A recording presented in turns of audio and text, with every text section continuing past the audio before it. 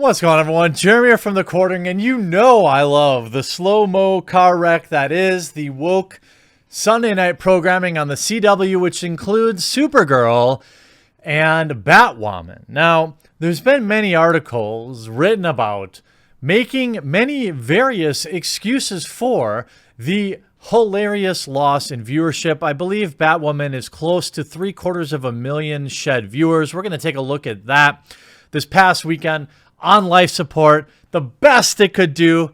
We'll have to take a look at that as we enjoy everything together and laugh. Look, a TV show can be woke and do it right. And a TV show can be Batwoman and have their theme song literally have the line, "I'm a woman," in the lyrics. You can put out endless articles. Now, of course, the CW has maybe not entire control over the articles that are written, but you can put out endless articles going after the fandom, blaming people for your problems, or you could accept them. Now, before we get into everything here, quick word from this video's sponsor. Well, before I get into that, a quick shout out to this video's sponsor. Many of you like some options in terms of your digital security, so today's video's sponsor is Surfshark. Surfshark is a VPN service that makes online privacy protection easy and attainable. Surfshark encrypts all internet traffic sent to and from your devices and ensures that your IP address remains hidden to make sure nobody can see what you're doing online. On top of that, it blocks ads, trackers, malware, and phishing attempts. And unlike other VPN services, you can use it on as many devices as you'd like simultaneously. Currently, Surfshark boasts a 93% rating via Trustpilot reviews, and it does so much more. There are three main reasons why Surfshark should always be in your pocket while traveling. It saves on mobile roaming data and ensures faster browsing by blocking ads. It protects you from data thieves who seek your passwords, credit card information, etc. while using public Wi-Fi, and it lets you access your favorite content as if you've never left home.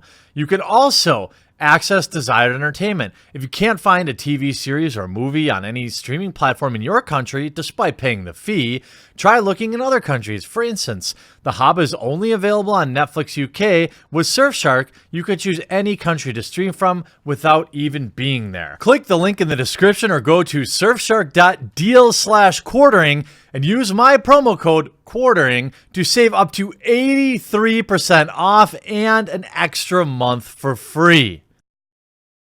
Hey, wanted to give you guys some choice? There you go. Check out the link in the description below. Help support the channel, help secure your browsing.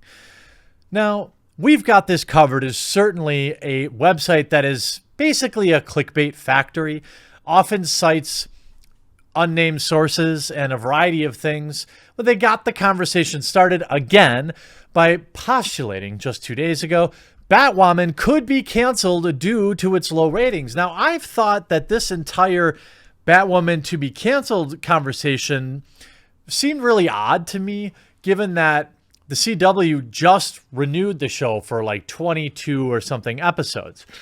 Given the numbers and the trajectory that the show is on, it seems that they were going to be close to 0 viewers sooner than 2 million viewers. And I guess I'm not entirely sure what the targets were for the CW. Apparently it's lower than, I don't know, your average unboxing video on YouTube. But the article starts off, Batwoman has gotten off to a pretty rough start. Even before the premiere, the show seemed in trouble, whether it was the star alienating a large segment of the potential audience or poor reviews on Rotten Tomatoes. It looked that the CW's next big project was facing a tough uphill battle. Now, per our sources, the same ones who informed us, both the Green Lantern show and the Arrow spinoff, basically they were officially announced, or before they were announced, are telling us that Batwoman is already staring cancellation in the face. We've been told by people in the know that the show could soon be axed due to lackluster ratings and a continued inability to draw in a big audience.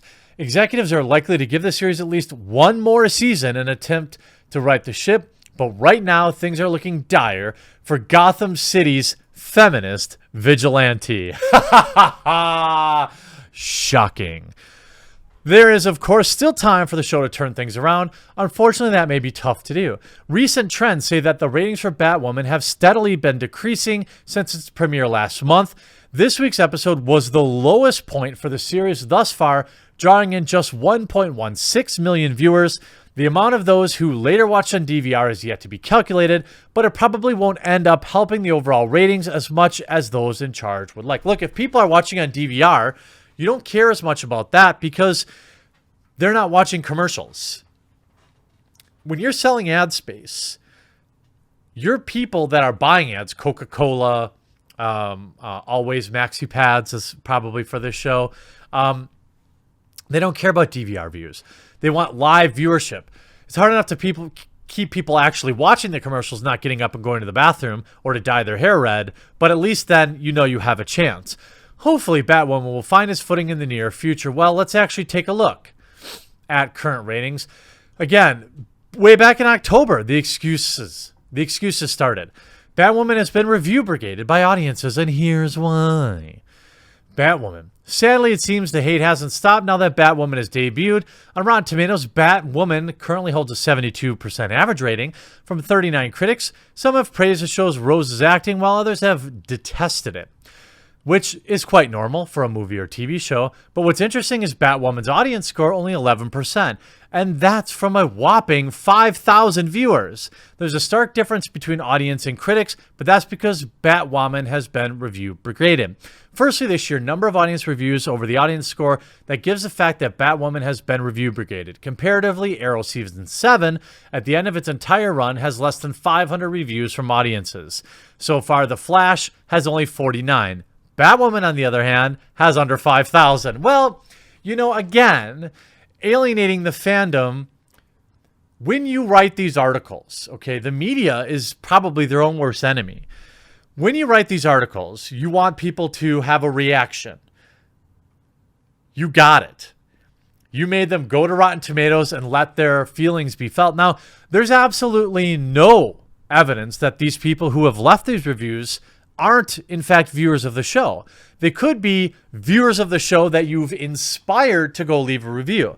And also, what these websites always seem to conveniently leave out when they're whining about review brigading is that there are clearly also people who leave positive reviews without ever seeing the show. Now, is that number the same? I don't know. But we can look at Captain Marvel when they had an outright, basically media-mandated positive review brigade request. We can see all sorts of these woke shows getting a huge influx of positive reviews that don't necessarily make sense, but no one ever talks about that. Now, when we look at Batwoman Season 1 ratings, we started Sunday on their premiere with 1.86 million viewers.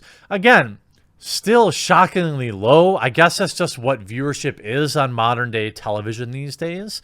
But then we see it drop down to 1.45 million, then 1.2 million, then it eked up 5% to 1.287 million, then a huge drop of 10%, and then a marginal drop this most recent week. Now, on the show that aired 11/10, ratings dropped again, although by a tiny number.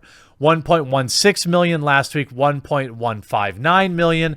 But we've got to remember that, yes, viewership dropping is obviously bad, but even being stagnant is not good.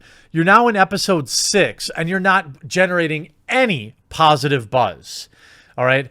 When you look at shows like The Walking Dead or Game of Thrones, when people saw those shows, they talked about how great they were, and viewership continually increased. Batwoman has done nothing but hemorrhage viewers, over 700,000 to be exact, starting at 1.86 million, which was the result of the entirety of their marketing budget, and now hovering around just 1.15 million. So basically, the audience of the show is about 1 million people each week, which is, I guess good. I don't know what to think. If I'm a showrunner or I'm the CW and I'm spending millions of dollars on the show, I can't imagine that 1 million viewers each week is very profitable. I can't imagine that's the type of show that I would look to renew long term, but it was bizarre that they decided to renew it at all mid-season. But then we look at Supergirl. Continued. Now, this past week, there is something that happened. Here's what my prediction is. The CW had another marketing push. I'm guessing because I was getting Batwoman notifications on my phone, even though I've never watched the show. My guess is there was another desperate push of advertising to get people in to watch Batwoman and Supergirl. Because this week, Supergirl audience, while the demo didn't change and still at a anemic 0.2 when it launched at 0.37, that's the 18 to 49 demo, the coveted one, viewership change has continued to drop except this last week. We started with 1.26 million, dropped down to 0.9 million, then 0.92 million, then snuck up to 0.95, then a massive drop to 0.783. But then last week, it eked out a 10% increase week over week up to 0.86 million. Still 400,000 viewers short of the season premiere, 200,000 short of episode 2, and overall significantly down. But there's something afoot. I'm guessing that there was another big marketing push in the last week, which makes the Batwoman numbers even worse. Because the fact that Batwoman essentially just held serve in the face of a large marketing push means it was probably due to lose even more viewers, and they were only able to mildly offset that. It's going to be interesting, really interesting, when we get the November 17th data, because if we see another huge... This is my prediction. My prediction is that November 17th, episode 7... will be a huge drop for Supergirl and a decent drop for Batwoman. Then I think we can know that there's a reason we saw a spike in viewership last week, whereas every other preceding week, other than one random week of basically break even, has been significant double-digit % losses. You can look at Supergirl, 17% down year over year on the premiere, 23% drop in week 1, another 5 in week 2. Then a tiny squeaker, 2% gain week 3. They probably spent money that week because we saw Batwoman also had a tiny bump that week. I'm guessing they spent money in episode 4 and now episode 6. And if you have to spend money to convince people to watch your show, I suppose you'd call that normal. But if they have to spend money to keep the show from hemorrhaging viewers, that's not a good sign. There's clearly nothing memorable going on in either Supergirl or Batwoman that gets people at least setting their DVRs or making time Sunday night. Now, you could argue that these shows are competing with the World Series and NFL football, but clearly based on the marketing and a lot of the articles that have been written, this show isn't for fans of football or the World Series.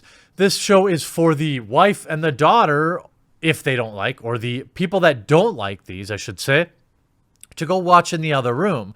But they're just not producing any reasonable amount of must-see TV, water cooler television, or anything like that. So it's going to be really interesting to see. My prediction, my bold prediction for the episode 7 will be a drop.